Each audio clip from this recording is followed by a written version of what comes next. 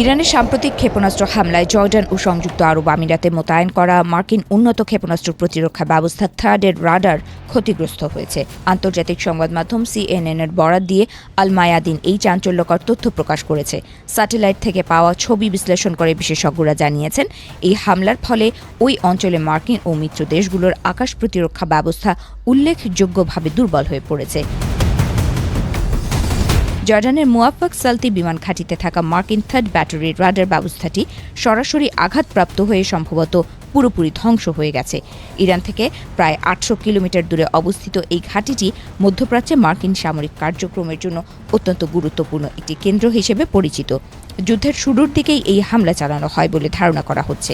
২ March তোলা satellite ছবিতে দেখা গেছে রাডার স্থাপনাটির চারপাশে ধ্বংসাবশেষ এবং আগুনের পোড়া দাগ স্পষ্ট হয়ে আছে। রাডারটির খুব কাছেই ২টি বিশাল গর্ত দেখা গেছে। এ থেকে বোঝা যায় ইরান বেশ কয়েকটি সফল হামলা চালিয়েছে।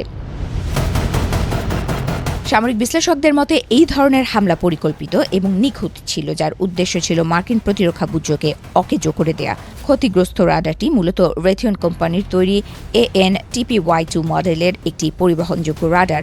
থার্ড ক্ষেপণাস্ত্র প্রতিরক্ষা ব্যবস্থার প্রধান সেন্সর হিসেবে এটি কাজ করে, যার মাধ্যমে দূরপাল্লার ব্যালিস্টিক ক্ষেপণাস্ত্র এবং ড্রোন শনাক্ত করা হয়। একটি মাত্র রাডার ধ্বংস হওয়া মানে পুরো ক্ষেপণাস্ত্র ব্যবস্থাটির কার্যকারিতা হারানো। মার্কিন বাজেটের হিসাব অনুযায়ী এই একটি রাডারের মূল্য প্রায় $50 কোটি। প্রতিরক্ষা বিশেষজ্ঞরা বলছেন, ইন্টারসেপ্টর বা ক্ষেপণাস্ত্র ছোড়ার যন্ত্রগুলো অক্ষত থাকলেও রাডার ছাড়া সেগুলো অন্ধের মতো কাজ করে। মুনিশন বিশেষজ্ঞ NR জেনসন জোন্স জানিয়েছেন, এই ধরনের একটি রাডার হারানো মার্কিন বাহিনীর জন্য অত্যন্ত উদ্বেগের বিষয়। এর ফলে ইরানের দিক থেকে আসা পরবর্তী হামলাগুলো ঠেকানো এখন আমেরিকার জন্য অনেক বেশি কঠিন হয়ে পড়বে। শুধু জর্ডান নয়, বরং সংযুক্ত আরব আমিরাতেও একই ধরনের হামলার প্রমাণ পাওয়া গেছে। আল রুওয়াইস এবং আল সাদর এলাকার কাছাকাছি মার্কিন থার্ড ব্যাটারি লক্ষ্য করে হামলা চালানো হয়েছে বলে স্যাটেলাইটে চিত্রে স্পষ্ট রয়েছে। সেখানে রাডার রাখার জন্য নির্ধারিত শেড বা গ্যারেজগুলো গত ফেব্রুয়ারি মাসের শেষের দিকে ক্ষতিগ্রস্ত অবস্থায় দেখা গেছে।